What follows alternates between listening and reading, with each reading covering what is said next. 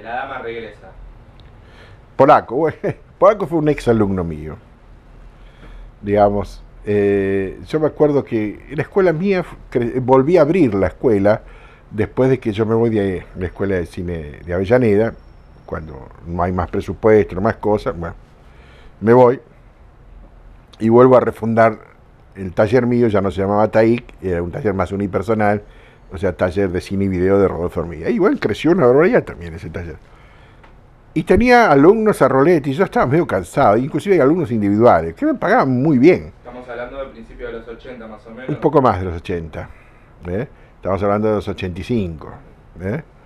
Entonces, Polaco, uno de ellos, que lo recomienda Pablo César, otro cineasta, de que, bueno, que no andás al gordo, que es el que sabe y te va a poder enseñar. Y entonces, me acuerdo que, bueno, finalmente vino y yo le dije, mira, individual, $100 la clase. Pero se lo dije como para sacármelo de encima, porque no quería. Dijo sí, 2 veces por semana. Lo cual me vino fantástico, me compré muchas cosas con eso.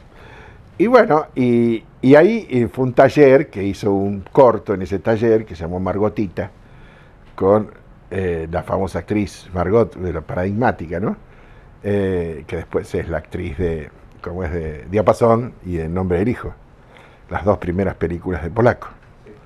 Entonces, Margotita figura como la prima Margotita es un cortometraje, mediometraje.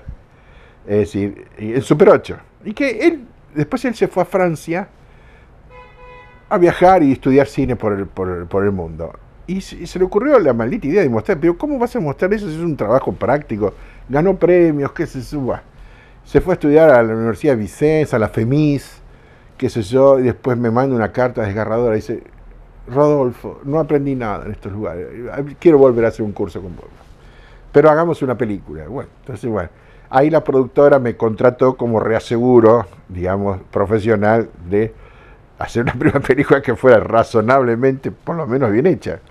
Y Polaco es un personaje, digamos, y como es, improvisa mucho y es un delirante, muchas cosas. Entonces, bueno, ahí surgió Diapasón, que está hecha en 16 milímetros, pero estéticamente una cosa novedosa, una cosa entre el kitsch, el naif y lo absurdo. Es una estética que después sigue más o menos repitiendo. Sí, repitiendo. Entonces, pero, y yo la reaseguro, puse todo el personal técnico yo, sí, digamos, que garantizara una estética, aún una película discutible, ¿no? Pero bien hecha. Claro. Ese fuera mi rol. Y ahí un rol de asesor técnico artístico.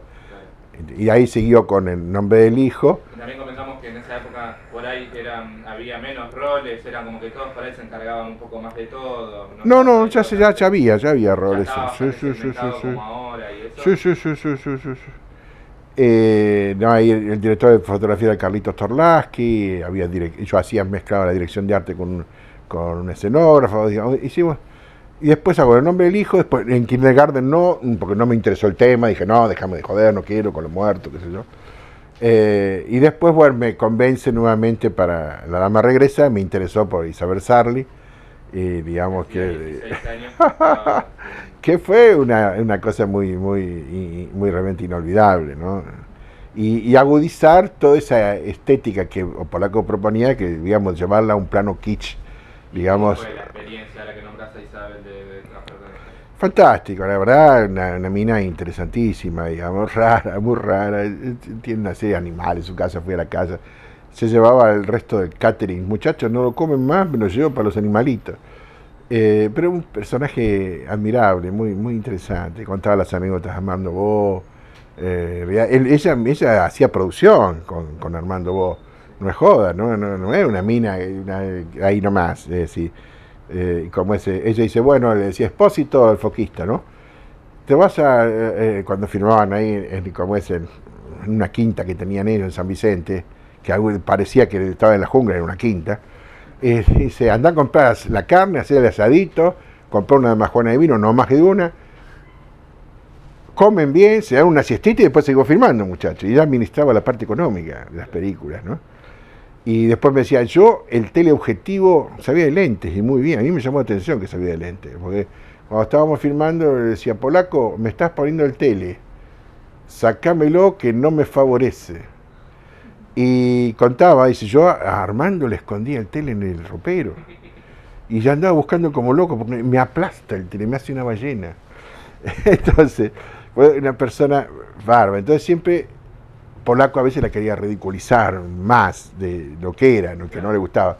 Pero Isabel no era ninguna boluda, entonces de repente me decía, y cuando íbamos al laboratorio a Cinecolor a ver las películas, ella decía, Hermidita, decime la verdad, estoy mal, ¿no? Decime la verdad. Sí, sí, estás mal. Polaco, esa toma no va. Así tuvimos una relación muy cordial, muy interesante. Realmente filmar, como es en el escenario de La Boca, que fue una locura eso, porque Carlito Ferro, que era el director de fotografía, digamos, se volvía loco con Polaco, decía, bueno, quiero iluminar ese buque de allá al fondo de azul, este otro de costado, de rojo. Sí, se nota eso. Claro, ¿no? Entonces venía Ferrito y dice, gordo, está loco este tipo. Yo no me alcanza, dice, trae más.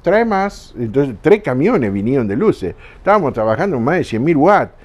Dos grupos electrógenos gigantes, HMI cruzado. Vos sabés lo que fue esa filmación, esa noche. Que es de noche, ¿Sí? sale y que se ve de fondo el agua y más al fondo iluminados los... Totalmente. Y un largo traveling de vías, sí, claro, digamos, sí, haciendo un carrito todo. Esa noche fue para hacer 2 tomas esa noche. Claro. Fue.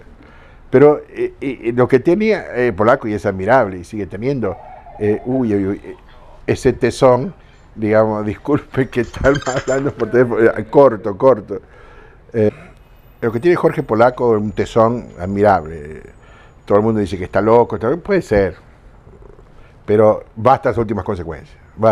Entonces, esa noche fue tremenda, pero la película fue como por un lado criticada y otro lado admirada, ¿no?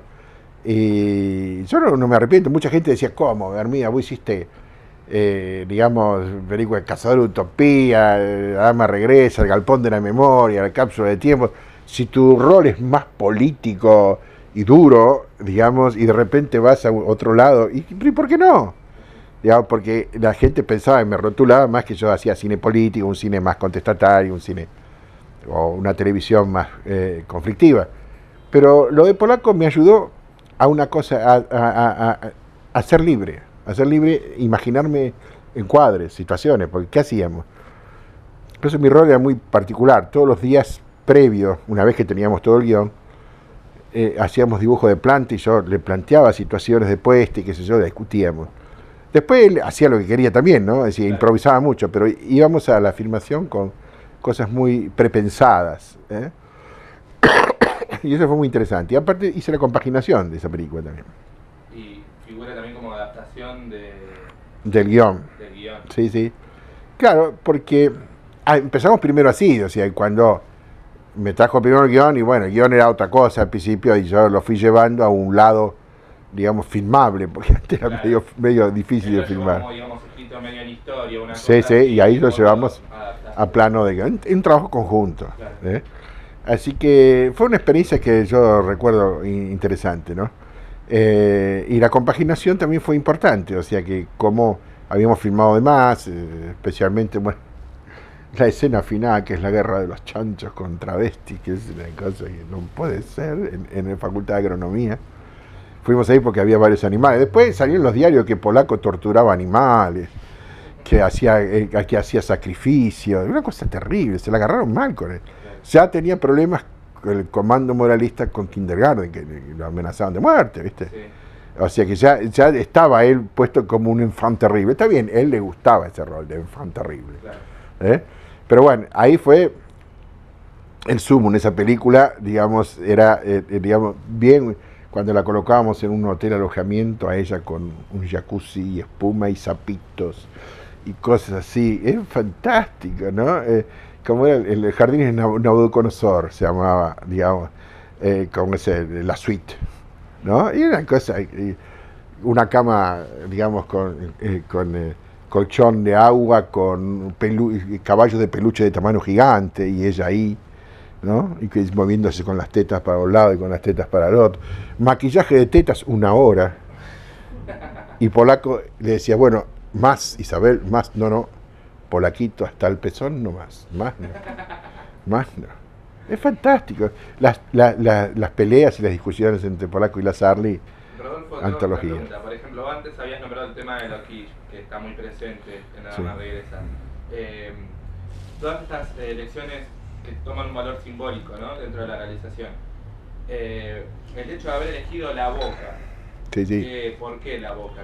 Y bueno, la boca es como un balde de tuco, como diría algún muchacho, ¿viste? Todo colorido, mersa, kitsch, pastilla, brulote. Entonces, por eso él quería amplificar aún más, digamos, sobre las casas de colores, proyectar las luces sobre los barcos. Ella vestida con muy ridícula, y en una escena sentida, donde ella está mal, ¿no? Donde se siente que la han traicionado. Es una cosa muy inquietante. Ahora, un bello plano secuencia que lo hicimos como 10 veces, digamos, hasta que estuviese bien. O sea, fue una noche. Y en la boca resume, me parece a mí, como metáfora, es decir, el sentido de la película. Es una película que se burla del orden establecido, es una película política, que fue criticada porque habla de todo el manejo de los concejales, de los políticos de pueblo, y toda esta cosa irreverente, digamos. Toda la película es irreverente ante la política en general. Porque en realidad queda explícito, digamos, para el espectador que es la boca, pero en ningún momento se nombra como que es la boca. No, pero es como un lugar, claro, que al verlo es como paradigmático, ¿no? los títulos están también sobre los colores mismos de la boca. Claro. No, yo pienso que hay una película muy inquietante que quizás la crítica fue muy injusta con ella. ¿Crees que por ahí esto se debe a que era una época donde no había un espectador preparado para una... Había un cine muy ortodoxo en el cine argentino, digamos. De alguna manera esta película inaugura una etapa de un cine, digamos, qué sé yo, nuevas formas de hacer, nuevas formas de ver, decía Godard, ¿no es cierto? Y esta película está en esa categoría. Si no le tenías paciencia para ver... Hay gente que le había gustado mucho Diapasón, pero esta no, porque Diapasón es más surrealista por ahí, ¿no? Y son como claves diferentes que fue manejando Polaco en cada una de las obras, ¿no? Pero bien, la verdad, estoy conforme de haber participado en esa película.